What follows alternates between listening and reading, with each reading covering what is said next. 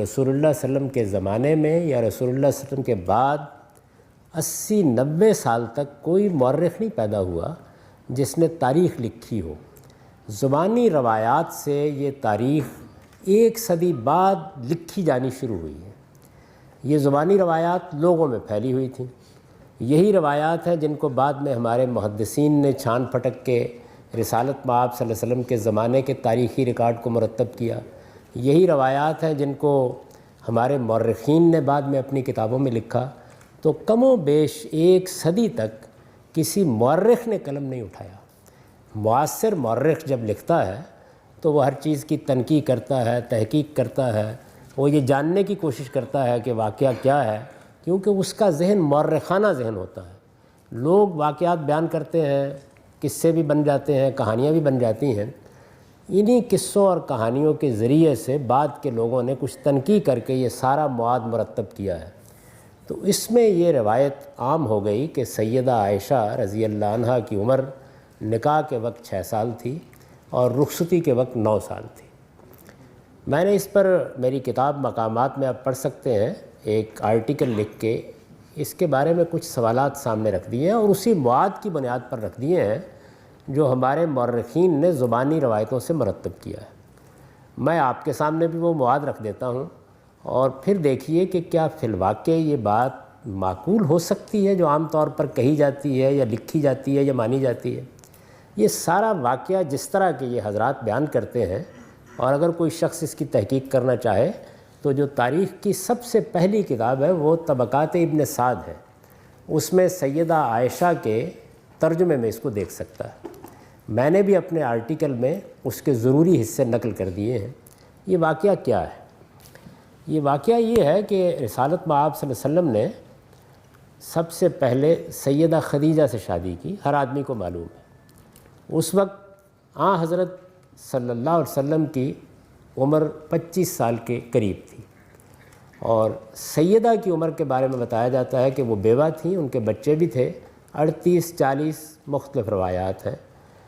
ایک طویل عرصہ تک وہی آپ کے نکاح میں رہیں، یہاں تک کہ 50 سال کی رسالت مآب صلی اللہ علیہ وسلم کی عمر ہو گئی، یعنی 25 سال کی رفاقت ایسے ہی رہی۔ وہ دنیا سے رخصت ہو گئی۔ ان سے دنیا سے رخصت ہونے کے بعد رسالت مآب صلی اللہ علیہ وسلم اپنے دعوتی کاموں میں بھی مصروف ہوتے تھے۔ اس زمانے میں کچھ معاش کی جدوجہد بھی کرنا پڑتی تھی، اور گھر میں بچے بھی تھے۔ تو کچھ ایسی شکل بن گئی کہ جس میں ان ساری ذمہ داریوں میں بڑی آزردگی آپ پر طاری رہنے لگی۔ سیدہ کی رفاقت سے محرومی کا بھی غم تھا۔ بیان کیا جاتا ہے کہ ایک صحابیہ حضرت خولہ رسالت مآب صلی اللہ علیہ وسلم کو کہیں راستے میں ملی، اور انہوں نے یہ کہا کہ یا رسول اللہ، میں عرصے سے یہ دیکھ رہی ہوں کہ آپ کی طبیعت بہت آزردہ سی رہتی ہے اور آپ کچھ محتاج سے ہو کے رہ گئے ہیں، گھر در کو کوئی دیکھنے والا نہیں ہے، تو آپ شادی کیوں نہیں کر لیتے؟ تو رسالت مآب صلی اللہ علیہ وسلم نے یہ پوچھا کہ کیا کوئی رشتہ ہے؟ یعنی آپ کی عمر اس وقت 50 سال کی ہو چکی تھی، گھر میں چھوٹے بچے بھی تھے۔ گھر در کی ذمہ داریوں کے لیے بھی ظاہر ہے کہ آدمی کو بیوی کی ضرورت ہوتی ہے، رفاقت کے لیے بھی بیوی کی ضرورت ہوتی ہے۔ یعنی بیوی صرف اسی لیے تو نہیں ہوتی کہ آپ نے اس سے جنسی تعلق قائم کرنا ہے، وہ آپ کی زندگی کی رفیق ہوتی ہے۔ تو اس خاتون نے یہ کہا کہ میں اس کی ضرورت محسوس کرتی ہوں کہ اب آپ کے لیے کوئی رفیق حیات ہونا چاہیے، آپ کے معاملات کو دیکھے، کوئی بچوں کو سنبھالے۔ تو رسالت مآب صلی اللہ علیہ وسلم نے یہ فرمایا کہ کیا کوئی رشتہ ہے؟ تو انہوں نے کہا کہ ہاں، کنواری بھی ہے اور شوہر دیدہ بھی ہے، بیوہ بھی ہے۔ تو آپ نے پوچھا کنواری کون ہے؟ تو انہوں نے جواب دیا کہ وہ آپ کے بھائی ابو بکر صدیق کی بیٹی ہے، دوست بھی، اور آپ ان کو بھائی ہی سمجھتے تھے۔ اور آپ پر ایمان لانے والی خواتین میں سیدہ سودا بھی ہیں، جو کم و بیش 50 سال کی ایک بوڑھی خاتون ہے اور بیوہ ہو چکی ہے۔ تو یہ اس نے کہا۔ اب میں آپ سے سوال کرتا ہوں کہ یہ خولہ جو ایک صحابیہ ہے، یہ گفتگو، میرا بھی گمان یہی ہے، آپ کا بھی گمان یہی ہونا چاہیے کہ بقائمی ہوش و آواز کر رہی ہیں، تو یہ کسی 6 سال کی بچی کا رشتہ پیش کریں گی؟ یعنی آدمی کو شادی کی ضرورت کس لیے ہوتی ہے؟ جنسی تعلق کے لیے وہ قائم نہیں ہو سکتا، بچوں کی نگہداشت کے لیے تو جو گھر میں بچے ہیں وہ ان کی عمر سے زیادہ ہیں. کیا رسالت مآب صلی اللہ علیہ وسلم کو وہ یہ پیشکش کر رہی ہیں کہ آپ بچے پہلے موجود ہیں، ایک بچی اور گھر میں لے آئیے؟ علم عقل کسی طرح بھی یہ باور نہیں کرتے. یہ سوال کیا انہوں نے. حضور نے فرمایا کہ جا کے پیغام دے کے دیکھو. ظاہر ہے کہ جب بات کی جائے گی تو یہی کہا جائے گا نا کہ پیغام دے کے دیکھ لو، یعنی رشتہ اگر منظور ہے تو واقعی تمہاری بات ٹھیک ہے. وہ سیدنا ابوبکر صدیق کے گھر گئی اور جا کے ان کی اہلیہ سے کہا کہ میں یہ آپ کے پاس درخواست لے کے آئی ہوں. حضور نے یہ فرمایا ہے. اب جواب سنیے. وہ یہ کہتی ہیں کہ عائشہ کا رشتہ تو ہم کئی برس سے طے کر چکے ہوئے ہیں، لیکن وہ لوگ اب جب سے ہم مسلمان ہوئے رخصتی پر کچھ آمادہ نظر نہیں آتے. تو 6 سال کی بچی اگر وہ تھیں تو اس کا مطلب ہے کہ رشتہ کوئی 4-3 سال کی عمر میں طے کر دیا گیا ہوگا. کیا علم عقل اس کو باور کرتے ہیں کہ ایسا ہو سکتا ہے؟ اچھا، پھر اس کے بعد جب انہوں نے یہ محسوس کیا کہ یہ صورتحال بن گئی ہے تو وہ سیدہ سودا کے پاس چلی گئی. ان کو جا کے انہوں نے پیغام دیا، انہوں نے پیغام قبول کر لیا. واپس آئیں تو سیدنا ابوبکر بھی جہاں رشتہ طے ہوا تھا وہاں گئے. انہوں نے جا کے وہاں بات کی تو انہوں نے کہا کہ بھائی اب تم لوگ تو گمراہ ہو گئے ہو، اب ہم شاید رشتہ نہیں کریں گے.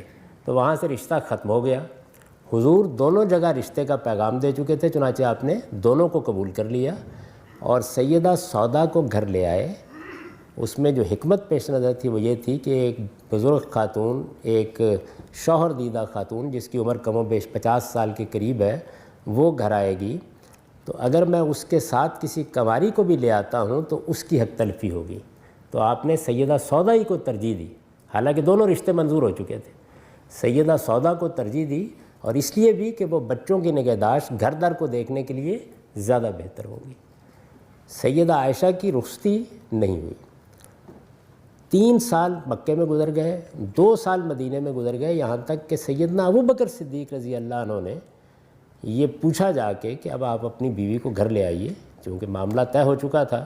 اس کے بعد وہ آپ کے گھر آئیں. اس سے پہلے بھی آپ سیدہ سودا کے پاس گئے اور ان سے کہا کہ اگر تم سمجھتی ہو، پہلے تو میں نے تمہیں ترجیح دی تھی، اب ظاہر ہے کہ ایک دوسری خاتون آئے گی، ہو سکتا ہے کہ کوئی شکایت کا موقع پیدا ہو، تو تم چاہو تو میں تمہیں طلاق دے دیتا ہوں.